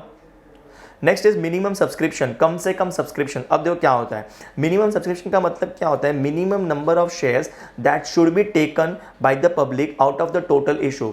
जितना भी कंपनी ने शेयर्स इशू किया है उसमें से कम कितने शेयर्स पब्लिक ने लेने चाहिए, ये होता है मिनिमम सब्सक्रिप्शन। ये जो अमाउंट होती है ये प्रोस्पेक्टस में मेंशन होती है, मतलब ये जो मिनिमम सब्सक्रिप्शन की अमाउंट होती है वो सब प्रोस्पेक्टस में मेंशन होती है। And should be collected with in 30 days, मतलब मिनिमम सब्सक्रिप्शन के ऊपर जो एप्लीकेशन मनी होता है वो 30 डेज के अंदर मिलना चाहिए from the issue of prospectus. SEBI बोलता है, सेबी सिक्योरिटी एक्सचेंज बोर्ड क्या बोलता है कि मिनिमम सब्सक्रिप्शन कितना होना चाहिए, 90% of the issue. 90% of the issue क्या होना चाहिए, मिनिमम सब्सक्राइब होना चाहिए। एग्जाम्पल के तौर पे अगर कंपनी जो है वो 4 लाख शेयर्स, अगर कंपनी जो है वो 4 लाख शेयर इशू करती है एट द रेट ₹80, तो एक बात ध्यान देना, 4 लाख शेयर्स पे 90% का मतलब होता है 3,60,000 शेयर्स पब्लिक ने लेना चाहिए। ओके, इतने शेयर्स पब्लिक में बिकने चाहिए। ओके, और इसके ऊपर जो पैसा है 20 इंटू अपन 80 करेंगे, 3,60,000 शेयर्स, ये शेयर्स है और ये प्राइस है और ये वैल्यू आएगी। और ये जो पैसा है, ये अमाउंट जो है should be received with in 30 days. Okay, अगर ये 30 डेज के अंदर मिलता है तो वेरी गुड, कोई बात नहीं। अगर नहीं मिलता है, एग्जाम्पल के तौर पे 28 लाख, आई गेस 28,80,000 है, नहीं 2,88 लाख है, 2,88 है। ये जो पैसा है 30 डेज में मिलना चाहिए। इसके बदले में कितना मिल रहा है, 2 लाख शेयर्स। एग्जाम्पल के तौर पे कितना हुआ, एग्जाम्पल के तौर पे 2 लाख शेयर्स ही बिके। ठीक है, 3,60,000 शेयर्स बिकने चाहिए थे, बट कितने बिके, 2 लाख शेयर्स ही बिके। तो ये जो इशू रहेगा इसे हम क्या कहेंगे, अंडर सब्सक्राइब। मतलब लोगों ने 4 लाख में से सिर्फ 2 लाख शेयर्स ही लिए हैं, जबकि लेने कितने चाहिए थे, 3,60,000 शेयर्स बिकने चाहिए थे। तो उसको मिनिमम सब्सक्रिप्शन बोलते थे। लेकिन कितना सब्सक्राइब हुआ है, 2 लाख शेयर्स ही सब्सक्राइब हुआ है, मतलब इसे हम क्या कहेंगे, अंडर सब्सक्राइब। ठीक है, अंडर सब्सक्राइब का मतलब क्या, जितना शेयर्स कंपनी ने इशू किया, ओके, उसमें से पूरा तो बिका नहीं। ठीक है, पूरा बिका नहीं, पूरे से कम बिका, उसे हम अंडर सब्सक्राइब कहेंगे। बट अपने केस में तो मिनिमम सब्सक्रिप्शन भी नहीं मिला। मिनिमम सब्सक्रिप्शन कितना बोला गया है, 3,60,000 शेयर्स तो बिकने ही चाहिए थे, बट बिके कितने हैं, 2 लाख शेयर्स ही बिके थे। इसीलिए हम क्या कहेंगे, अंडर सब्सक्राइब। क्या कहेंगे इसको, अंडर सब्सक्राइब। अब अंडर सब्सक्राइब में 2 केस होता है कि क्या होता है, एक तो क्या होता है, अगर अंडर सब्सक्राइब है तो या तो फिर कंपनी ने अंडर राइटर रखा है या फिर कंपनी ने अंडर राइटर नहीं रखा। अब ये अंडर राइटर क्या होता है, अंडर राइटर क्या होता है, एक कंपनी अग्रीमेंट करती है। कंपनी अग्रीमेंट करती है किसके साथ, अंडर राइटर के साथ। अंडर राइट का मतलब होता है कंपनी ने अग्रीमेंट किया अंडर राइटर के साथ कि जितना शेयर सब्सक्राइब नहीं होगा वो आप लोगे। मतलब ये जो अंडर राइटर्स होते हैं, ये लोग कंपनी को बोलते हैं कि आप टेंशन मत लो, हम आपके शेयर्स बिकवा के दे देंगे। तो अब अगर नहीं बिकेंगे तो बैलेंस शेयर्स कौन लेगा, ये अंडर राइटर लेंगे। कौन लेगा, ये अंडर राइटर लेंगे। Basically they are a type of guarantor कि हम आपके शेयर्स बिकवा के देंगे। ओके, अगर नहीं बिकवा के दिए तो ये शेयर्स कौन लेगा, वो लोग लेंगे। कौन लेंगे, अंडर राइटर खुद ले लेगा। बट सर ये वो लोग क्यों कर रहे हैं, क्योंकि उनको ये काम करने का क्या मिलता है, कमीशन मिलता है। उनको कमीशन मिलता है ये काम करने का। ओके, और वो लोग भी देखते हैं कंपनी सही है कि नहीं है। कंपनी सही रहेगी तो ये वो लोग ये काम हाथ में लेंगे। ठीक है, अब अगर कंपनी ने अंडरराइट का अग्रीमेंट किया है या फिर नहीं किया है, अगर कंपनी ने अंडरराइट का अग्रीमेंट किया है तो कंपनी को कोई टेंशन नहीं है। कंपनी को कोई टेंशन नहीं है, कंपनी का जो इशू है वो फेल नहीं रहेगा। क्योंकि देखो, अगर कंपनी ने अंडरराइटर का अग्रीमेंट किया है और 2 लाख शेयर्स ही बिके हैं, अगर 2 लाख शेयर्स ही बिके हैं तो बाकी के 2 लाख कौन लेगा, अंडरराइटर ले लेंगे। कंपनी के अनुसार उनके शेयर्स सब बिक गए हैं। ठीक है, अगर कंपनी ने अंडरराइट नहीं किया था, कंपनी ने ऐसा कोई अग्रीमेंट नहीं किया था किसी के साथ, तो इन दैट केस कंपनी का जो इशू है वो फेल हो गया और कंपनी को जो पैसा मिला था एप्लीकेशन तौर पे, ये 2 लाख लोगों ने 2 लाख जो शेयर्स बिके थे इस पे एप्लीकेशन मनी तो आया रहेगा। इसका जो एप्लीकेशन मनी है वो पूरा का पूरा कंपनी को रिफंड करके देना पड़ेगा। ये था पूरा पॉइंट किसका, मिनिमम सब्सक्रिप्शन का। मिनिमम सब्सक्रिप्शन कितना होना चाहिए, 90% ऑफ द इशू। ठीक है, अगर नहीं हुआ तो हम चेक करेंगे कि अंडरराइट किया हुआ था या नहीं किया हुआ था। अंडरराइट किया हुआ रहेगा तो कंपनी को नो टेंशन, कंपनी का इशू फेल नहीं कहलाया जाएगा। बट अगर अंडरराइट नहीं किया रहेगा तो कंपनी का इशू फेल कहलाया जाएगा और कंपनी को जो एप्लीकेशन मनी था मिला था वो रिफंड करना पड़ेगा। और एक और चीज़ यहाँ पे इंपॉर्टेंट पॉइंट ये था कि 30 डेज़ के अंदर ये पैसा आ जाना चाहिए। कौन सा, मिनिमम सब्सक्रिप्शन का। नेक्स्ट पॉइंट आता है क्लोजिंग सब्सक्रिप्शन लिस्ट। अब कंपनी जो प्रोस्पेक्टस इशू करती है, प्रोस्पेक्टस के साथ एप्लीकेशन फॉर्म होता है, ये मैं आपको बता चुका हूँ। सपोज कंपनी ने 2 अगस्त 2021 को इशू किया था प्रोस्पेक्टस, ओके, तो मिनिमम 3 दिन का वर्किंग डे मिलता है और मैक्सिमम 10 वर्किंग डेज तक। सेबी ने बोला है, किसने बोला, मैं नहीं बोला, सेबी ने बोला है कि जो आपने जो ऑफर किया है वो मिनिमम 3 वर्किंग डे के लिए ओपन रहना चाहिए। ऑफर पीरियड जो रहेगा, ऑफर पीरियड वो मिनिमम 3 डेज के लिए खुला रहेगा, 3 वर्किंग डेज के लिए, और मैक्सिमम 10 वर्किंग डेज के लिए, ओके। अभी देखो फॉर एग्जांपल, अगर 2 तारीख को अगर कंपनी ने इशू ऑफर लाया था मार्केट में, तो 5 तारीख तक तो मिनिमम खुला रहना ही चाहिए। मतलब public can apply till the date, minimum 5 तारीख तक तो ओपन रहना ही चाहिए ऑफर। और मैक्सिमम क्या बोला गया है, 12 अगस्त। ये मैंने कैलकुलेशन ऑलरेडी करके रखा है, बट आपको क्या याद रखना है कि कंपनी जो है सब्सक्रिप्शन लिस्ट कब बंद करेगी, ऑफर पीरियड कब खत्म होगा। मिनिमम 3 दिन के लिए तो खुला रहना ही चाहिए, और मैक्सिमम कितना बोला गया है, 10 working days, okay. Next point, subscription list का मतलब क्या होता है, ऑफर पीरियड। गाइस ये मत भूलना, ऑफर पीरियड जो है मतलब कंपनी ने प्रोस्पेक्टस जिस दिन इशू किया मार्केट में, जिस दिन से लोग अप्लाई करना शुरू करेंगे, वो दिन से लेके and period, closing list, closing subscription list कब बंद होना चाहिए, तो मिनिमम 3 वर्किंग डे तो होना चाहिए। पब्लिक को टाइम तो 3 दिन का, प्रोस्पेक्टस पढ़ेंगे फिर अप्लाई करेंगे, और मैक्सिमम 10 डेज। चलो moving forward, basis of allotment. Allotment कौन से बेसिस पे होता है, देखो अलॉटमेंट कौन से बेसिस पे होता है, देखो उसमें समझना पड़ेगा। On the basis of on basis which will be decided for each category of subscriber. मतलब अलॉटमेंट उस बेसिस पे होगा जो हर कैटेगरी ऑफ सब्सक्राइबर पे ये होता है। सब्सक्राइबर कैसे होते हैं, QIB, क्वालिफाइड इंस्टीट्यूशनल बायर, मतलब बड़े बड़े लोग, LIC वगैरह, ठीक है। HNI का मतलब होता है अपने जैसे लोग लेकिन जो बड़े क्वांटिटी में खरीदते हैं, ठीक है। जैसे कि राकेश झुनझुनवाला जो पर्सन है वो क्या करता है, कंपनियों में इन्वेस्ट करता है, लेकिन वो इंडिविजुअल है, ठीक है, ओके, वो इंडिविजुअल है, तो वो एक इंस्टीट्यूशन नहीं है। क्वालिफाइड इंस्टीट्यूशनल बायर मतलब एक इंस्टीट्यूशन होती है, जैसे कि LIC का एग्जांपल दिया मैंने। HNI मतलब अपने ऐसा बंदा, लेकिन वो बड़े बड़े इन्वेस्टमेंट करता है, छोटे मोटे नहीं करता है। और रिटेल मतलब आप, मैं, हमारे जैसे लोग। तो इट डिपेंड्स, इनके जो अलॉटमेंट का जो बेसिस होगा वो हर कैटेगरी के लिए अलग होगा, okay. As per minimum application size fixed by the company। अब कंपनी क्या करती है, कंपनी एप्लीकेशन साइज जो है वो फिक्स कर देगी। मतलब सपोज कि कंपनी ने बोला कि जिसने 2 लॉट के लिए अप्लाई किया है उनको ही शेयर्स अलॉट करेंगे, या फिर किसने अगर मिनिमम 3 लॉट के लिए अप्लाई किया रहेगा उनको ही शेयर्स अलॉट करेंगे, ऐसा। सो कंपनी क्या करेगी, कंपनी डिसाइड करेगी minimum application size, and on the basis of that they will allot the shares. Next point is what, over subscription. अब ओवर सब्सक्रिप्शन क्या होता है, ध्यान से समझना कि जो नंबर ऑफ एप्लीकेशंस है वो ज़्यादा आए हैं than the number of shares offered. अपने केस में अपन ने 4 लाख शेयर्स ऑफर किए थे, कितना शेयर्स ऑफर किया था, 4 लाख, ठीक है। लेकिन जो एप्लीकेशन आए हैं वो पता है कितने आए हैं, 10 लाख शेयर्स के लिए आए हैं, 10 लाख शेयर्स के लिए आया है एप्लीकेशन। तो this means what, over subscribe, अपना जो ऑफर था वो ओवर सब्सक्राइब हो गया है। सेबी क्या बोलता है, सेबी बोलता है कि कंपनी कैन नॉट, कोई भी कंपनी शेयर्स अलॉट नहीं कर सकती more than the number of share issued. मतलब 4 लाख अगर शेयर इशू किए हैं तो इससे ज़्यादा अलॉटमेंट हो ही नहीं सकता है, ऐसा सेबी ने बोला है। लेकिन सेबी ने क्या किया है, परमिशन दी है कि आप एक काम करो, आपका जो ऑफर है उसका मैक्सिमम 10%, आपका जो ऑफर है उसका मैक्सिमम 10%, जैसे कि 4 लाख का ऑफर है तो मैक्सिमम 40,000 शेयर्स के लिए परमिशन दी है कि आप अलॉट कर सकते हो एक्सेस में।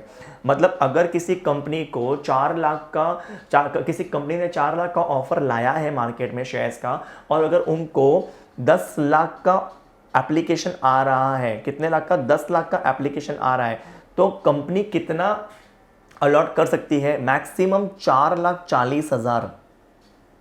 4 लाख तो ठीक है, कोई दिक्कत ही नहीं है, लेकिन एक्सेस कितना, 10%, ये सेबी ने अलाउ किया है। बट जनरली सेबी क्या बोलता है, you can not a lot more than the offer. आपने जितना ऑफर किया है शेयर्स उससे ज़्यादा अलॉट करने का अलाउड नहीं है। Next point is what, permission to deal on the stock exchange. देखो जो भी कंपनी ऑफर लेके आती है उन्हें स्टॉक एक्सचेंज से अप्रूवल लेना पड़ता है, परमिशन लेनी पड़ती है। वो भी कौन से स्टॉक एक्सचेंज से, रिकॉग्नाइज्ड स्टॉक एक्सचेंज से, जैसे कि BSE, NSE।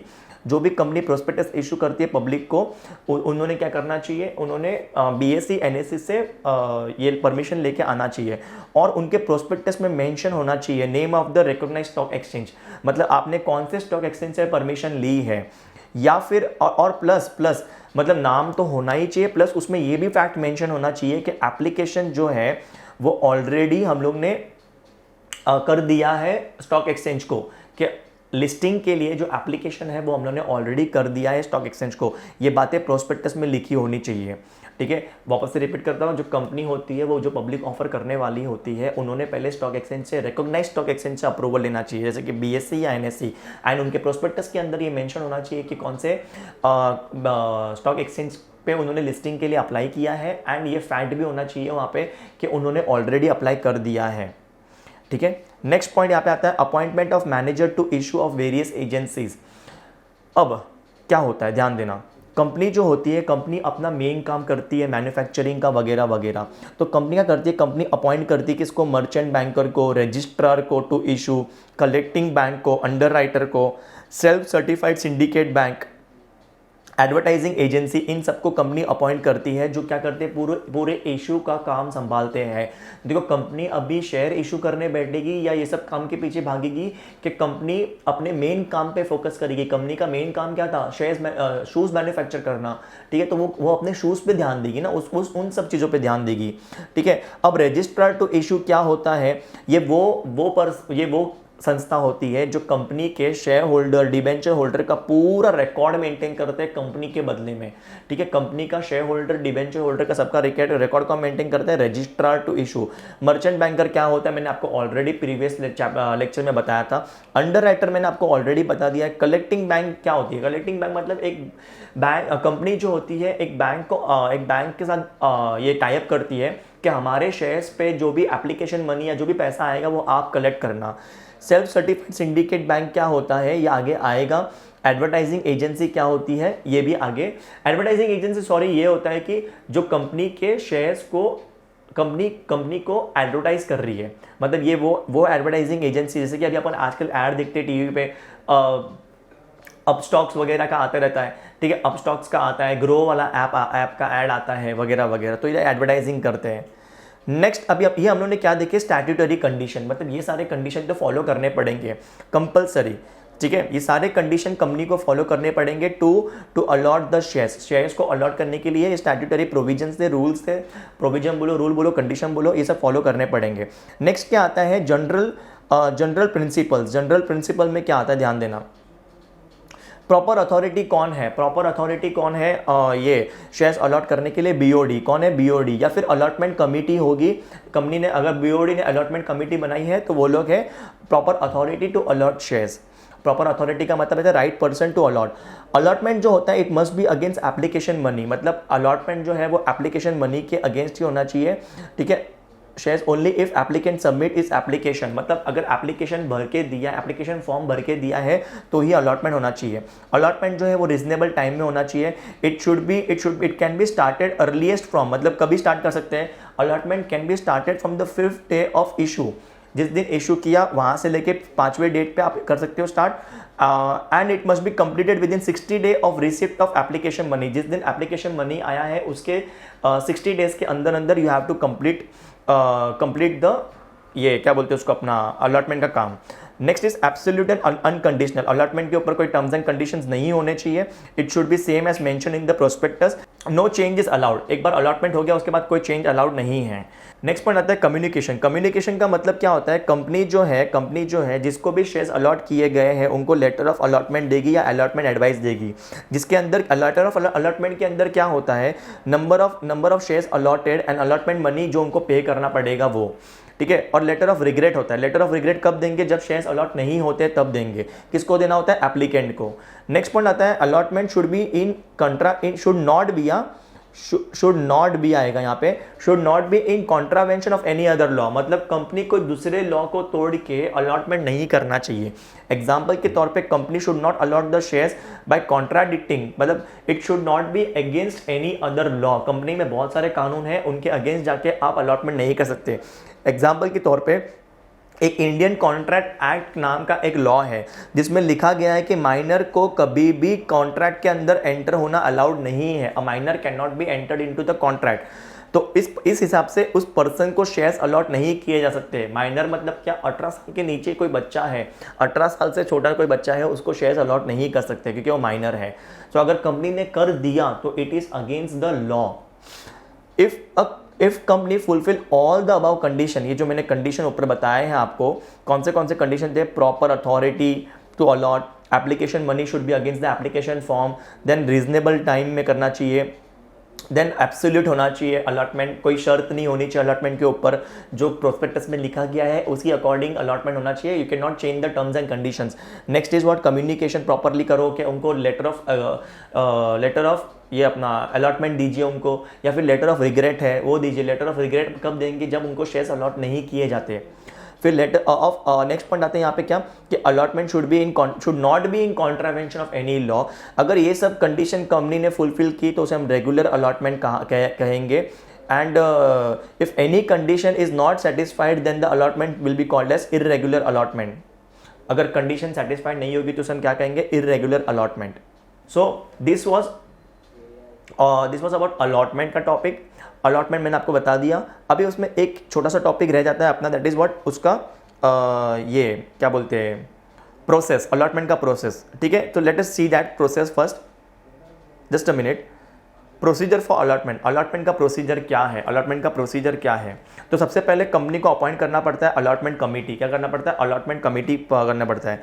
अगर सब्सक्रिप्शन लिस्ट क्लोज होने के बाद सेक्रेटरी जो है वो बीओडी को बताएगा, और बीओडी क्या करेगा, चेक करेगा कि इशू अपना जो ऑफर था वो कैसे सब्सक्राइब हुआ है, पार पे हुआ है कि अंडर सब्सक्राइब है कि ओवर सब्सक्राइब है। ठीक है, इन विच केस सेक्रेटरी बीओडी को सब्सक्रिप्शन लिस्ट क्लोज होने के बाद बताएगा कि जो अपना जो सब्सक्रिप्शन है वो पार पे हुआ है कि अंडर सब्सक्राइब है कि ओवर सब्सक्राइब्ड है। अगर पार है या अंडर सब्सक्राइब्ड है तो बीओडी खुद अलॉटमेंट करेगा, बोर्ड ऑफ डायरेक्टर खुद अलॉटमेंट करेंगे। अगर ओवर सब्सक्राइब्ड है तो बीओडी क्या करेगा, एक अलॉटमेंट कमेटी को अपॉइंट करता है, और अलॉटमेंट कमेटी तय करती है बेसिस ऑफ अलॉटमेंट एंड फिर रिपोर्ट करती है बोर्ड को। वापस से एक बार मैं बताऊंगा आपको कि सब्सक्रिप्शन लिस्ट क्लोज होने के बाद सेक्रेटरी क्या करता है, किसको बताता है, बीओडी को बताता है। बीओडी चेक करता है कि ओवर सब्सक्राइब्ड है कि पार पे है या फिर अंडर सब्सक्राइब्ड है। अगर पार पे है या फिर अंडर सब्सक्राइब्ड है, मतलब पार मतलब जितना ऑफर किया था उतने ही सब्सक्रिप्शन आया, उतने ही लोगों ने लिया, या फिर जितना ऑफर किया था उससे कम लोगों ने लिया, तो इन दैट केस बीओडी खुद करेगा अलॉटमेंट। और ओवर सब्सक्राइब रहेगा तो बीओडी अलॉटमेंट कमेटी को अपॉइंट करता है, वो लोग बेसिस ऑफ अलॉटमेंट तय करते हैं and then they report to the BOD, board को। फिर क्या होता है, बोर्ड मीटिंग हम लोग होल्ड करते हैं and then we decide the basis of allotment. Allotment committee क्या करती है, एक फॉर्मूला बनाती है और उसका अप्रूवल लेती है, किसके पास से, उसका अप्रूवल लेने के लिए क्या होता है, फिर अप्रूवल लेना होता है। फिर हम देखेंगे कंपनी लिस्टेड है कि अनलिस्टेड है, उसका देखो अलॉटमेंट कमेटी क्या करेगी, फॉर्मूला बनाएगी, अप्रूवल लेने जाएगी। अप्रूवल लेने के लिए कंपनी को चेक करना है लिस्टेड है कि अनलिस्टेड। अगर लिस्टेड है कंपनी तो बोर्ड मीटिंग में अप्रूवल लेना है, और सेबी के रिप्रेजेंटेटिव का भी अप्रूवल लेना है, और स्टॉक एक्सचेंज के पास से भी अप्रूवल लेना है। अगर अनलिस्टेड है कंपनी तो बोर्ड मीटिंग में अप्रूवल लेना है, सेबी का रिप्रेजेंटेटिव का अप्रूवल लेना है। इसके बाद अलॉटमेंट लिस्ट बनाई जाती है और वो साइन करके चेयरमैन, उस पर साइन होती है किसकी, चेयरमैन और कंपनी सेक्रेटरी की। नेक्स्ट क्या होता है अपना, board pass a board resolution for allotment. Allotment के लिए एक बोर्ड रेजोल्यूशन पास करना पड़ता है, तो एक बोर्ड मीटिंग हम लोग करते हैं, उसमें रेजोल्यूशन पास करते हैं अलॉटमेंट के लिए, जो सेक्रेटरी को अथॉरिटी देता है to issue the letter of allotment and letter of regret plus application money उनका रिफंड करना पड़ता है अगर लेटर ऑफ रिग्रेट देंगे तो। लेटर ऑफ रिग्रेट कब देते हैं, जब उनको शेयर्स अलॉट नहीं किए जाते हैं। ठीक है, तो यहाँ पे बोर्ड रेजोल्यूशन क्यों पास किया था अपन ने अलॉटमेंट के लिए, उसमें बोर्ड मीटिंग में हम लोग क्या करते हैं, सेक्रेटरी को अथॉरिटी देते हैं कि तो आप लेटर ऑफ अलॉटमेंट या फिर लेटर ऑफ रिग्रेट इशू करो। कंपनी जो है अपने शेयर्स जो है अगर डीमैट में होगा तो अलॉटमेंट लेटर इशू करना ज़रूरी नहीं है। अगर डीमैट में शेयर्स है तो अलॉटमेंट लेटर इशू करना ज़रूरत की बात नहीं होती है। और इसका डिटेल्स जो है कंपनी किसको देगी, CDSL या NSDL को देगी। अगर डीमैट फॉर्म में रहेगा तो कंपनी इसका डिटेल्स किसको देती है, CDSL या फिर अपना NSDL को, मतलब डिपॉजिटरी को देगी। अब डिपॉजिटरी क्या होता है वो चैप्टर 9 में आपको समझेगा, अभी मैं आपको उसको समझा सकता नहीं हूँ। ठीक है, next is collection of allotment money. क्या होता है, लेटर ऑफ अलॉटमेंट देने के बाद money to be paid on allotment, जो भी पैसा होता है वो क्या होता है, बैंक अकाउंट स्पेसिफाई करेंगे within specified period of time.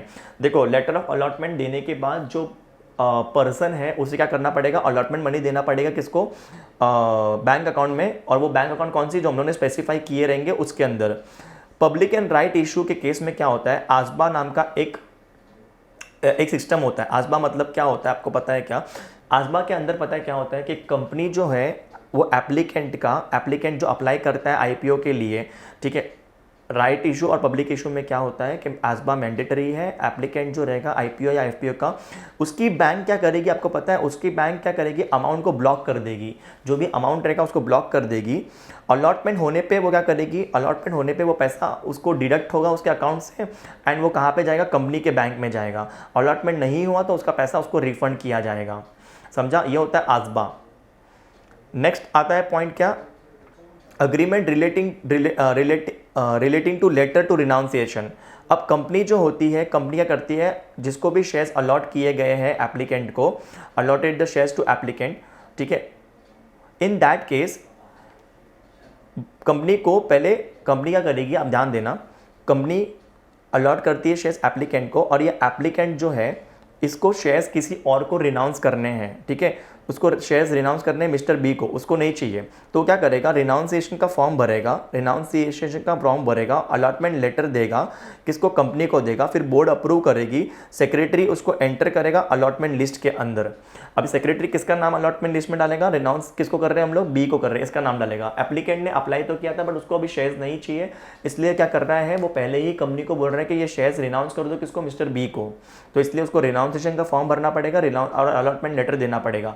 Allotment letter में प्रूफ रहेगा कि हाँ इसको शेयर्स अलॉट किए गए थे। Next is what, arrangement relating to splitting of allotment letter. अभी अलॉटमेंट लेटर स्प्लिट करना है, तो देखो क्या हो रहा है यहाँ पे, कंपनी ने शेयर्स अलॉट किए थे एप्लीकेंट को, एप्लीकेंट बोलता है मुझे स्प्लिटिंग करना है अलॉटमेंट लेटर का, ठीक है, अलॉटमेंट का मेरे को स्प्लिटिंग करना है, putting shares in first name, okay. अब इन दैट केस क्या होता है कि बोर्ड का अप्रूवल लगेगा, सेक्रेटरी क्या करेगा, details of splitting of allotment पूरा एंटर करेगा, and then he will issue split letters. Split letters क्या होते हैं कि भाई लेटर्स को हम लोग दो पार्ट, दोनों के नाम पे डाल देंगे, जो पर्सन वो बोल रहा है कि दो नाम पे डालना है तो दो नाम पे डाल देंगे। Next is filing return of allotment. Filing return of allotment क्या होता है, सेक्रेटरी जो है वो return of allotment with in 30 days of allotment. Return of allotment मतलब क्या, डिटेल ऑफ अलॉटमेंट, पूरा डिटेल, किसको कितने शेयर्स अलॉट किए हैं, उसका नाम, एड्रेस, वैल्यू, अमाउंट पेड, वो सब उसमें डालेंगे और आरओसी को हम लोग सबमिट कर देंगे। Details of allotment, return of allotment का मतलब होता है detail of allotment with in 30 days किसको देना है, आरओसी को देना है, एक पूरा डिटेल देना है आरओसी को। Next point is prepare ROM and issue share certificate. Secretary जो है वो क्या करेगा, नाम ऑफ द एप्लीकेंट जिसने अलॉटमेंट मनी पे किया है उसको रोम में, रजिस्टर ऑफ मेंबर में डाल देगा। सेक्रेटरी जो है वो फिर शेयर सर्टिफिकेट बनाएगा और सारे मेंबर्स को with in 2 months from the allotment of shares, जिस दिन शेयर्स अलॉट हुए हैं वहाँ से लेके 2 महीने के अंदर अंदर उनको शेयर सर्टिफिकेट दे देगा। डीमैट में क्या होगा, जो एंट्रीज होगी वो डिपॉजिटरी के अंदर होगी, वो डिपॉजिटरी करेगा। ये थे पूरा प्रोसीजर ऑफ अलॉटमेंट, ठीक है। पहला पॉइंट क्या था, पहला पॉइंट अगर शांति से हम लोग देखेंगे तो पहला पॉइंट क्या आता है यहाँ पे, appointment of allotment committee. Allotment committee appoint करते हैं, देखो बीओडी भी करता है अलॉटमेंट या फिर अलॉटमेंट कमिटी अपॉइंट करता है। देन हम लोग बोर्ड मीटिंग हेल्ड करते हैं ताकि बेसिस ऑफ अलॉटमेंट का अप्रूवल हो जाए, एंड देन हम लोग बोर्ड रेजोल्यूशन पास करते हैं, फिर सेक्रेटरी को अथॉरिटी मिलता है वो लेटर भेज सके, फिर हम लोग अलॉटमेंट मनी को कलेक्ट करते हैं। देन हम लोग क्या करते हैं, ध्यान से देखना, जो लेटर ऑफ रिनाउंसिएशन का प्रोसेस हम लोग ने देखा उसके लिए अरेंजमेंट होती है, फिर स्प्लिटिंग ऑफ अलॉटमेंट लेटर की अरेंजमेंट होती है, और फिर रिटर्न ऑफ अलॉटमेंट फाइल करना पड़ता है आरओसी को विद इन 30 डेज के अंदर। कंपनी फाइल करेगा आरओसी को, ठीक है। नेक्स्ट इज सेक्रेटरी रोम में रजिस्टर ऑफ मेंबर्स के अंदर सब डिटेल्स डाल देता है after getting the allotment money, and जिसको डीमैट में शेयर्स दिए गए हैं। और एक important point, share certificate issue होंगे within 2 months from the date of allotment, and जिसको डीमैट में शेयर्स दिए गए हैं इन दैट केस क्या हो जाएगा, डिपॉजिटरी करेगा सब कुछ। आई होप आपको जो मैंने पढ़ाया है वो आपको सब कुछ अच्छे से समझा है। इन केस मैं थोड़ा सा फास्ट किया रहूँगा तो आप लोग वीडियो को स्लो करके देख सकते हो यूट्यूब पे। फिर भी अगर आपको डाउट आता है तो आप कमेंट सेक्शन में आपका डाउट लिखिए, मैं आपका डाउट 100% ट्राई करूँगा सॉल्व करने के लिए। अगर आपको वीडियो लेक्चर पसंद आ रहा है, आपको लेक्चर समझ रहा है, तो आप प्लीज़ रिक्वेस्ट कर रहा हूँ, वीडियो को लाइक कीजिए और कमेंट कीजिए कि आपको ये लेक्चर पसंद आया है, ठीक है। इन केस अगर आपको कोई डाउट है या आपको वीडियो पसंद नहीं आया है तो आप डिसलाइक करना भी कर सकते हो, कोई दिक्कत नहीं है।